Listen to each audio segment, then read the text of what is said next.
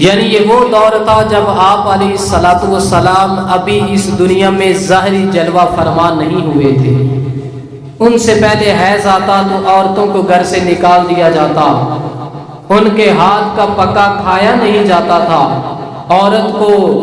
اپنے پاؤں کی جوتی تصور کیا جاتا تھا۔ لیکن جب آپ علیہ الصلوۃ والسلام کی ولادت ہوئی، آپ علیہ الصلوۃ والسلام نے نبوت کا اعلان فرمایا، اس کے بعد آپ علیہ الصلوۃ والسلام نے عورتوں کو اتنی فضیلت دی، فرمایا کہ جو عورت ماں بن جائے گی اللہ اس کے قدموں کے نیچے جنت رکھ دے گا، اور فرمایا کہ جس طرح بیٹوں کو وراثت میں حصہ ملتا ہے اسی طرح عورتوں کو بھی حصہ دیا جائے گا۔ اور نبی پاک صلی اللہ علیہ وسلم کو اللہ نے 4 بیٹیاں عطا فرمائی، اور سب سے چھوٹی بیٹی جن کا نام حضرت فاطمہ الزہرا سیدہ طیبہ طاہرہ عابدہ رضی اللہ تعالی عنہا ہے۔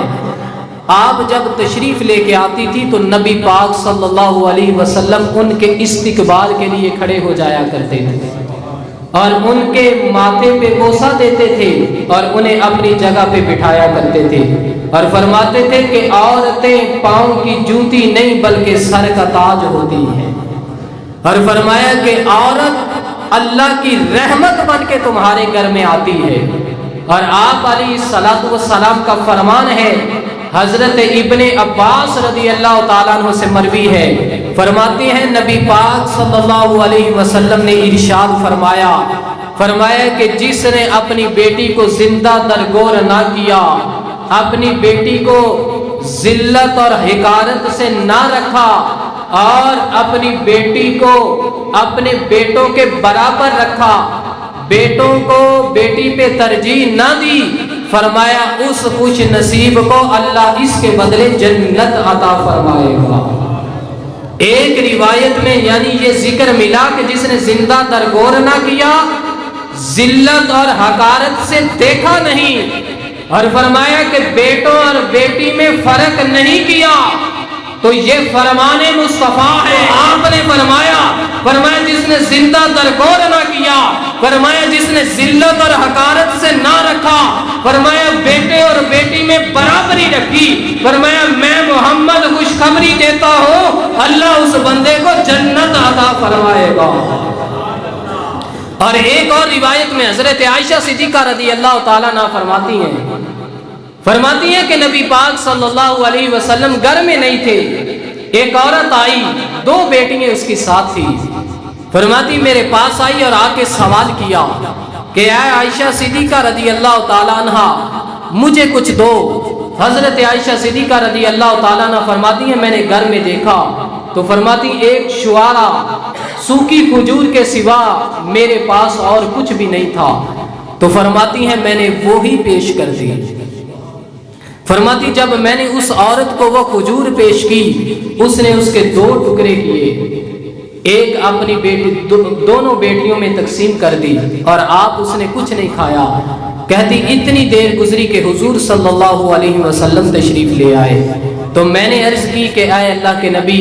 عورت سوال کرنے کے لیے آئی، 2 بیٹیاں اس کے ساتھ تھی، یا رسول اللہ گھر میں دیکھا کوئی چیز نہیں، ایک سوکھی کھجور تھی، یا رسول اللہ میں نے وہ پیش کر دی، تو اے اللہ کے نبی اس نے 2 ٹکڑے کیے، دونوں بیٹیوں کو دے دی، لیکن آپ کچھ نہیں کھایا۔ نبی پاک صلی اللہ علیہ وسلم نے ارشاد فرمایا جو بیٹیوں کی وجہ سے آزمائش میں ہوتے ہیں، فرمایا کل قیامت کے دن یہی بیٹیاں جہنم میں ان کے لیے رکاوٹ بن جائیں گی۔ فرمایا اگر کبھی جہنم میں جانے کا رب حکم بھی دے دے تو فرمایا یہ بیٹیاں اللہ کی بارگاہ میں پیش ہوں گی کہ اے میرے مولا، یہ وہ شخص ہے جس نے میری اچھی تربیت کی، مجھے ادب سکھایا، مجھے کپڑے مہیا کیے، میری عزت کی، مجھے اپنی عزت تصور کیا، تو فرمایا اے اللہ کی بارگاہ میں عرض کرے گی کہ اے میرے مولا جہنم کا حکم تو دے دیا، لیکن اے میرے مولا میں تیری بارگاہ میں پیش ہوں، اپنے خصوصی کرم اور فضل فرما کے میرے باپ کو اس کی وجہ سے جنت عطا فرما دے۔ یعنی یہی بیٹی جنت میں لے جانے والی بن جائے گی، جہنم میں جانے سے رکاوٹ بن جائے گی۔ لیکن اگر بندہ اسے بیٹی سمجھ کے اس کی تربیت کرے، اسے اپنے سر کا تاج سمجھے، اپنی عزت سمجھے، اسے صحیح ادب سکھائے، سلیقہ سکھائے، اس کے لیے اچھا کھانا مہیا کرے،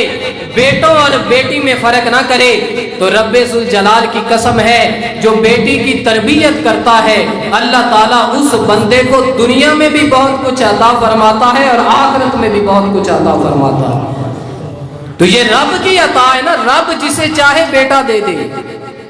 جسے چاہے بیٹی عطا کر دے، کوئی بندہ اس میں اس تقسیم میں فرق نہیں کر سکتا۔ صدیاں گزر گئی، بڑی سائنس نے ترقی کی، یہاں تک کہ سائنسدان چاند تک ہو کے آ گئے، لیکن آج تک وہ جو رب کی تخلیق ہے، رب جسے چاہے بیٹا دے، جسے چاہے بیٹی دے،